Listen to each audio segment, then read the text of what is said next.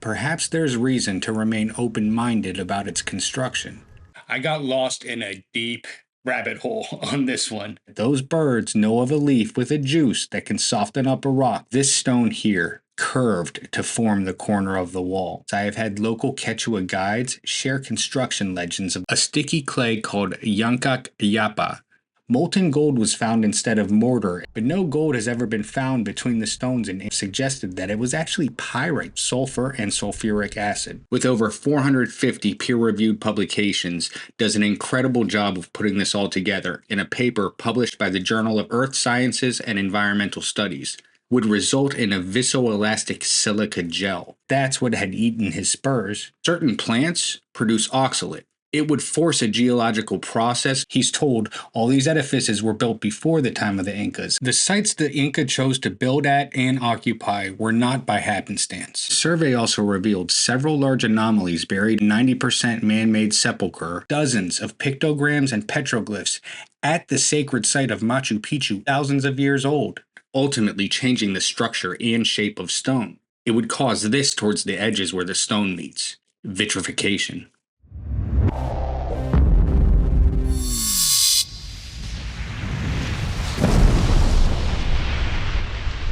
Sacsayhuaman still remains one of the world's greatest mysteries.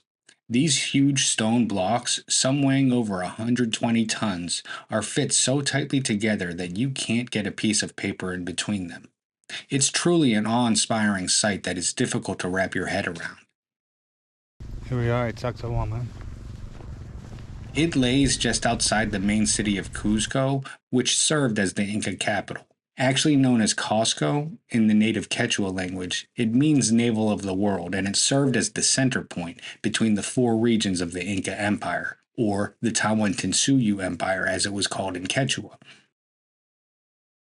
It is said to have been built by the Inca in the 15th century, starting during the reign of the great Inca Emperor Pachacuti Inca Yupanqui, or Pachacutec, who is said to have outlined the great city in the shape of a puma, and Sacsayhuaman is its head. Although the Spanish had taken over Cuzco in 1533, there was an Inca rebellion to try to take the city back, and this battle, known as the Siege of Cuzco, took place at Sacsayhuaman, which is one of the major reasons it's labeled as a fortress. However, even the Spanish chronicles called it the Royal House of the Sun, as it was actually observed to be a ceremonial and religious center. And if anything, it's the Spanish that used it as a fortress during that rebellion. Walking up to the site, you're immediately taken aback by its scale. I mean, you're dwarfed by these huge megalithic stones fitting together like a jigsaw puzzle, whose stones seem to be smushed together and slightly puffing out like marshmallows. It's a breathtaking feat of human ingenuity. Look how it fits in that little cubby corner. How people were able to put these together so succinctly is still the subject of debate. The general assumption has been that the Inca were solely responsible for all the construction here, which included 3 separate methods of stone masonry, and they are vastly different from one another. You can see the huge stones at the bottom here, known as megalithic or cyclopean, and then these smaller polygonal stones here, which although they resemble Inca construction, they're actually modern additions to support the structural integrity of the site.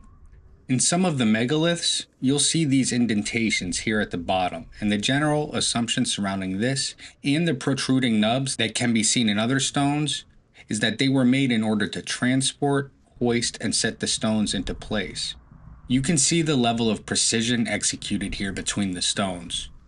And here you can see that some of the stones have shifted slightly out of place, likely from an earthquake as Peru sits on fault lines. You'll occasionally see this slight separation at sites with these megalithic stones, but the majority still stand in place because it's actually been found that underneath many of the structures are tiny pebbles and sand, which actually allow the entire structure itself to sway when an earthquake happens, and thereby not suffering too much damage. It's actually a tactic used in modern-day skyscrapers. There was clearly a lot going on here at this site, and perhaps there's reason to remain open-minded about its construction. Who did it, how they did it, and when it was done. much of which also happens to be the premise in the third and fourth episodes of Season 2 of Graham Hancock's Ancient Apocalypse, but we're going to go well beyond that. Heading up to the second level, you can clearly see here the typical smaller polygonal Inca stone masonry that make up the steps and the walls. And here you can see a snake etched into the megalith, and it almost appears like it's been scooped out of it instead of being chiseled into it.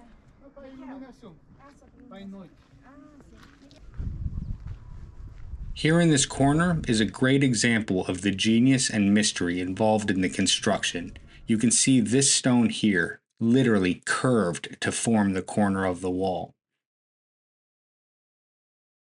At this entranceway, the stone here seemed shiny like glass and it was smooth to the touch. This is like polished. This is like glass polish. In Ancient Apocalypse, Hancock explores an adjacent tunnel to investigate the possibility of stone vitrification, which would cause the stone to be shiny and reflective and be indicative of high heat having been applied. We are also told of a myth of the creator god Viracocha engulfing the stones in flames, making them moldable and movable. In my own experience, I have had local Quechua guides share construction legends of the stones being softened and molded, a theory which is also presented by indigenous researchers in Ancient Apocalypse. But are there other myths that might also shed some light on these ancient forgotten construction techniques? Well, Father George Lira, an expert in Indian folklore responsible for the first Quechua to Spanish dictionary, spoke about a pre-Columbian legend where the gods gifted the Incas two plants. One was the coca leaf, and the other had properties that would include softening the stone which they reduced to a soft mass that they could easily mold. Let's connect some dots here. Famous British explorer Percy Fawcett, who notoriously was never heard from again and disappeared in 1925 in the Amazon jungle while he was searching for the lost city of Z, spoke to a phenomena like this in his journals. Percy describes a small bird called a pito, or a type of Andean woodpecker, that would make its nest high on rocky outcrops, and in order to do so, it would carry a plant to the spot and rub it into the stone. It would do this 3 or 4 times, and then the bird would be able to poke holes into the rock to form its nest.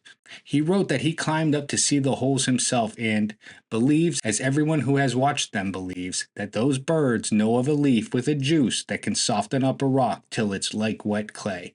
Additionally, Hiram Bingham, the explorer credited with the rediscovery of Machu Picchu, wrote about a similar encounter with a bird, saying that he witnessed a bird with a leaf in its beak lay it on a rock, peck at it, and by this method the bird was able to create a drinking cup to catch the splashing waters of the river. Could this validate the local legends of the ancestors shaping and molding stone? Throughout the complex you'll see these channels carved through the limestone, likely part of an elaborate aqueduct system, and looking through it you can see that it passes through several layers of stone blocks, and any gaps between those stones in the channel would present a hazard, because if water were allowed to seep through into the surrounding soil, the erosion that it would cause would ultimately undermine the integrity of the structure itself. It's another testament to the understanding these ancient builders had, however they may have gone about constructing things.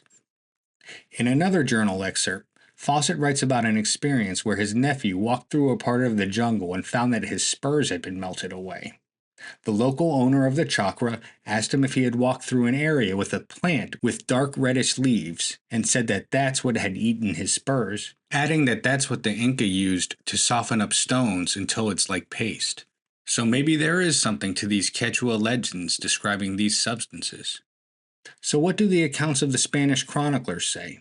Chronicler and native Garcilaso de la Vega, who was actually born in Cusco in 1539, he was the son of a conquistador and Inca noblewoman. His account on Sacsayhuaman spans several pages in the royal commentaries of the Incas. He wrote that the stones were fit so closely together that there was no space for mortar, but mortar was used, a sticky clay called Hancock yapa, but no trace of it was left between the stones. He also wrote that it was essentially impossible for the Spanish to imagine these constructions given that the Inca did not use any sort of machinery whatsoever, and the only plausible explanation most of the Spanish could see was that it must have been magic. Spanish conquistador Pedro Cieza de Leon wrote about the constructions in Cuzco, saying that molten gold was found instead of mortar in certain areas of the royal palace or the Sun Temple, with which, together with the bitumen which they apply, the stones remain fitted to each other. Bitumen, or the Spanish bitumen, is described as a combustible mineral substance. But no gold has ever been found between the stones in Inca construction. So many researchers have suggested that it was actually pyrite that was being used in some capacity, fool's gold. Pyrite also happens to be a source of sulfur and sulfuric acid. Alright, so what does this all mean? Well, Helmut Tribuch, a physicist and retired professor of theoretical chemistry in Berlin, with over 450 peer-reviewed publications, does an incredible job of putting this all together in a paper published by the Journal of Earth Sciences and Environmental Studies. It's a highly technical paper going into molecular structures, chemical compounds, bonds, equations, which admittedly took some dedicated effort to follow. But I'll link it in the description below because it's worth checking out. But to sum it up, basically, the research postulates that because the Inca were incredible miners, there's no doubt that they would have discovered the acidic properties of mine water arising from the sulfur-rich minerals like pyrite. And applying the mud from these acidic deposits to the surface of stone would result in a viscoelastic silica gel. Now, certain plants produce oxalate, which is known to dissolve silicate minerals faster than other acids. And so if one were to incorporate the juice, as Percy Fawcett put it, from these plants to that already acidic mud, well, it would ramp up the effects exorbitantly. It would force a geological process known as pressure dissolution, which causes minerals to dissolve and move around, ultimately changing the structure and shape of stone. And what's interesting is that the chemical and geological reactions to such a process from the application of the paste, heat, and pressure, it would cause this towards the edges where the stone meets. Vitrification. So ultimately, perhaps there's some validity to these ancient Quechua legends. As Fawcett describes the reddish leaves of the plant, and De la Vega speaks to a red paste mortar substance that appears to vanish after its application. Cieza de Leon may have confused pyrite for gold, Tribuch's research. I mean, it's pretty compelling stuff, to me at least. Across from the zigzagging walls is this hill here, which is also a good example of the varied stonework. There's no way, because they're saying this is... Climbing to the top, you can easily see different approaches to the construction, and it's almost instinctual to assume that they just have to be from different cultures or periods. Why would you have that?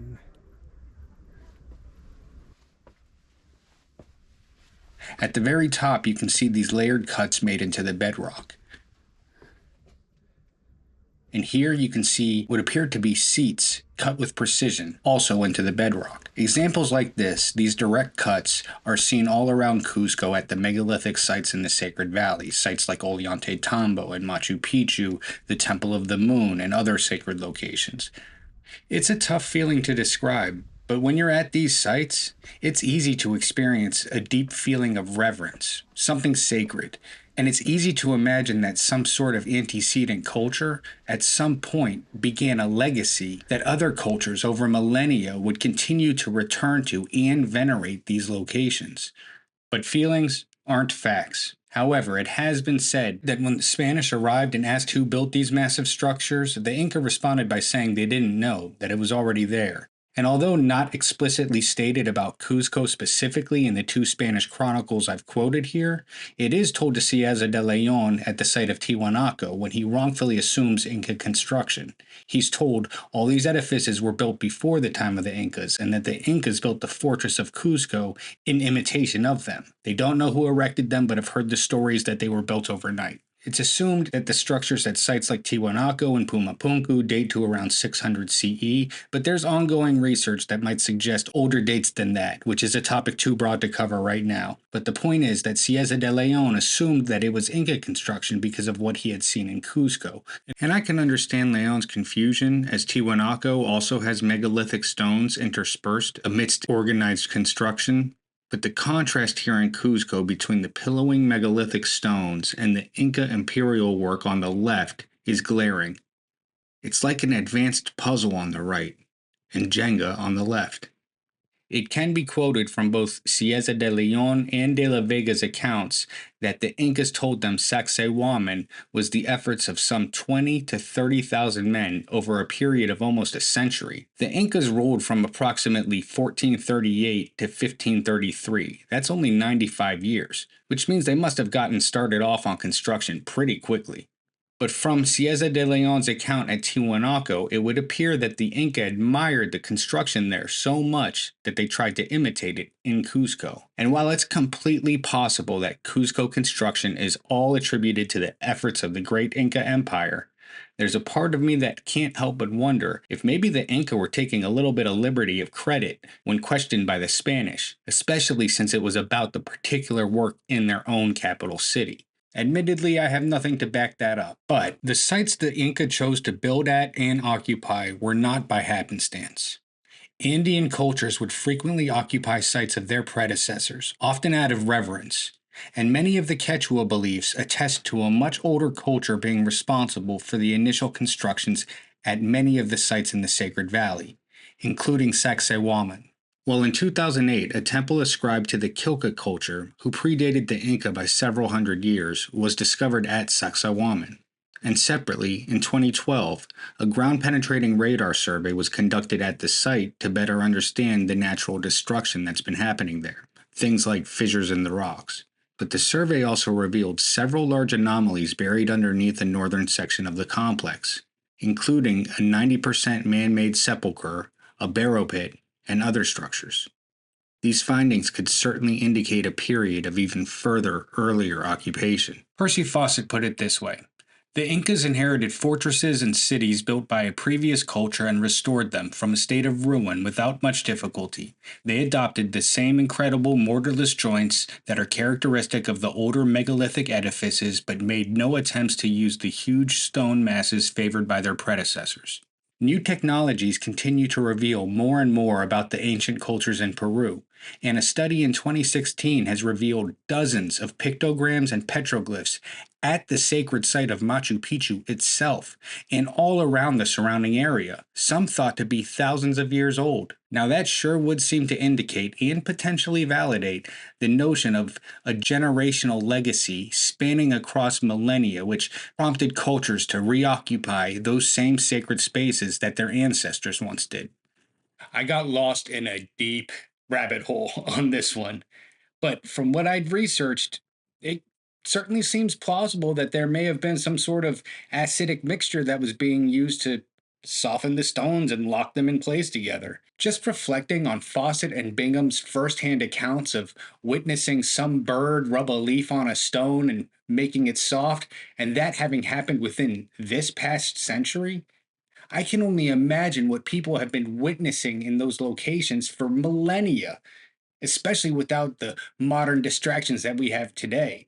All the papers and research quoted in this video, I'm going to put their links down in the description below.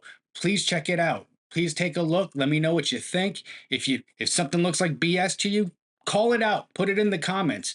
And alternatively, if it looks like the science adds up, definitely put that in the comments too. Now, whether it was the Inca or a precursor culture that were responsible for some of these structures here, either way, one thing remains unequivocally clear: that these were incredible achievements of human ingenuity. And perhaps it's wise to keep a bit of an open mind about some of the indigenous myths and stories that have been passed down for generations. Maybe there's some morsels of truth in them. And as science and technology keep developing, allowing us to peer deeper and further into our ancient past, perhaps it's also wise to leave a little room in the margins of the stuff it is we think we know. I'll definitely keep on researching, exploring, investigating, bringing you these newly discovered, ancient forgotten sites, and even ones we know about and the new research being done on them. And if you want to support the efforts that I'm putting forth here, well, it'd be greatly appreciated, and there's going to be links down in the description below. As always, thank you for watching. I hope you got something out of it, and I'll catch you in the next video.